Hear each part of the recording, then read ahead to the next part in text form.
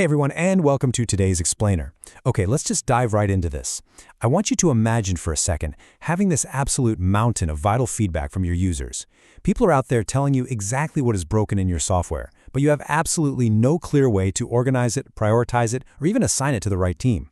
Well, that was actually GitHub's reality not too long ago when it came to accessibility feedback. It was a massive, chaotic problem. But today, we are going to explore exactly how they solved this backlog using a brilliantly designed custom AI pipeline. We're going to see how GitHub completely transformed their feedback loop from a static ticketing system into a genuinely dynamic engine for inclusion. So I'm going to be your tour guide today on this sort of factory floor tour. Here is our roadmap.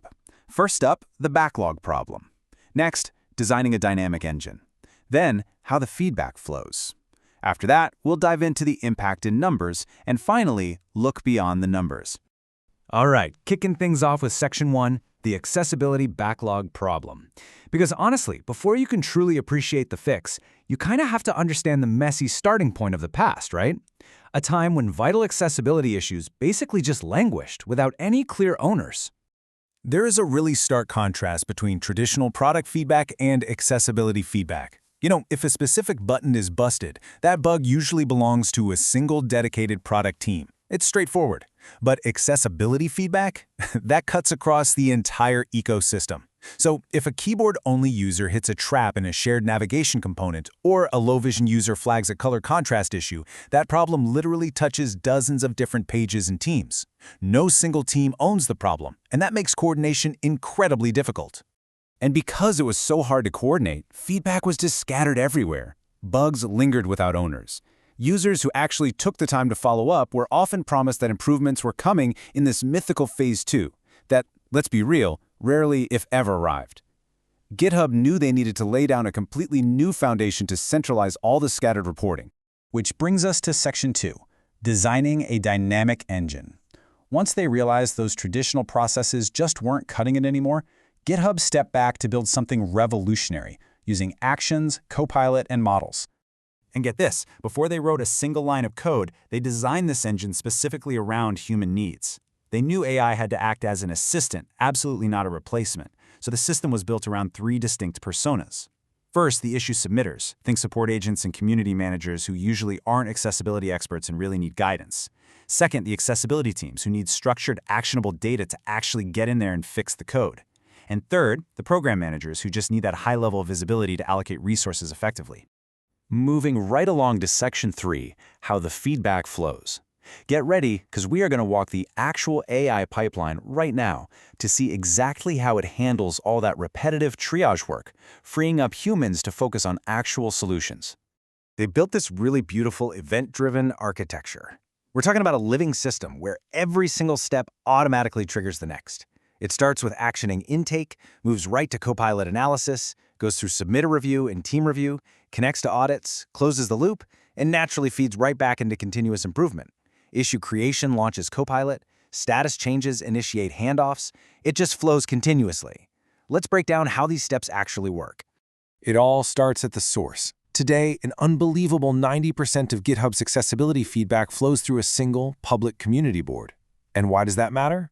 Because by centralizing intake in a public space, users can actually build a community around it.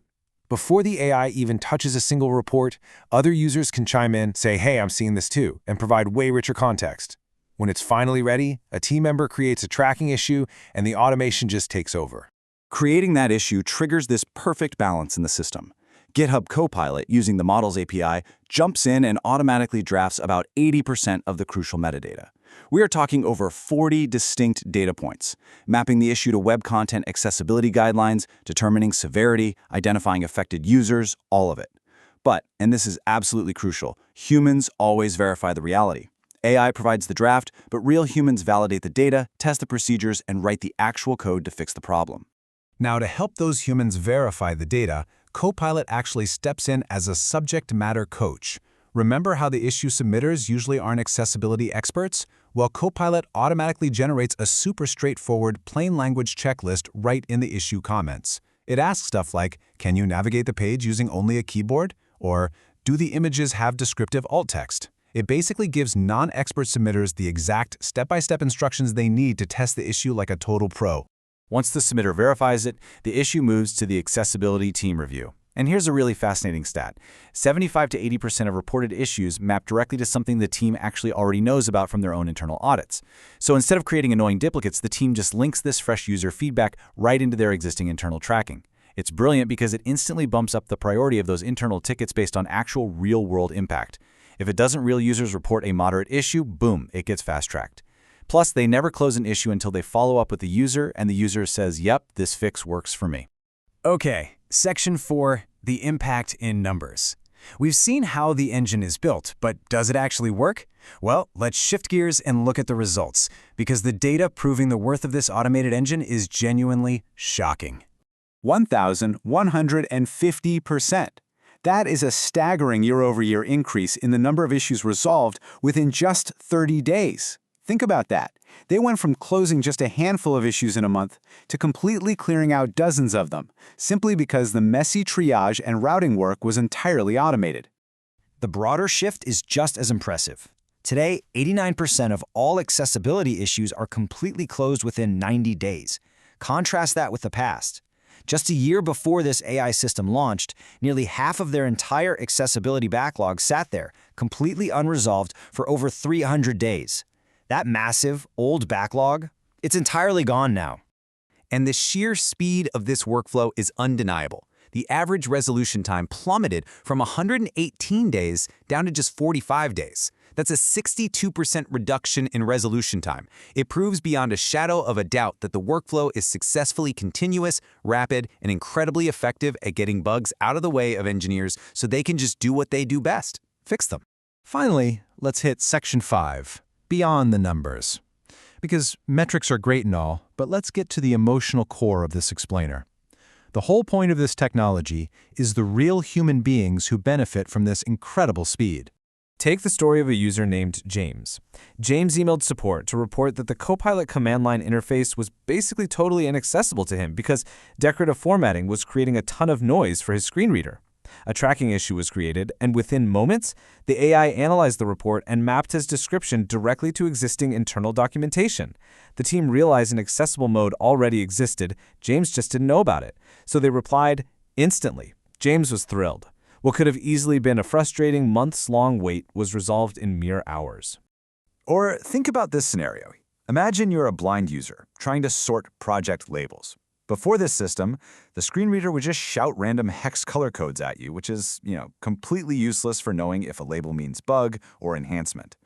But thanks to this rapid feedback loop, that barrier was flagged and fixed. As this user shared, those colors now have meaningful English names. That is what true functional inclusion actually looks like. But this next quote, this is the one that really drives it all home for me. Listen to this message directly from a user. I literally just screamed. Before this, I was getting my wife to manage the GitHub issues, but now I can actually navigate them by myself. It means a lot that I can now be a bit more independent. Wow, think about that. Delivering real human independence. That is the ultimate goal of all this automation. Every single workflow, every AI prompt, every code review, it all exists to make moments exactly like this the expectation and not the exception. So, I want to leave you all with a bit of a provocative question today. Will you start building an AI feedback engine in your own repository today? Because honestly, whether you maintain a massive enterprise application or just a tiny weekend open source library, you can absolutely do this. Start small. Create an accessibility issue template. Add some simple AI instructions pointing to your project standards. Let the AI handle the messy triage work so you and your team can focus on what really matters, writing more inclusive code for everyone. Thanks so much for joining me for this explainer, and I'll catch you on the next one.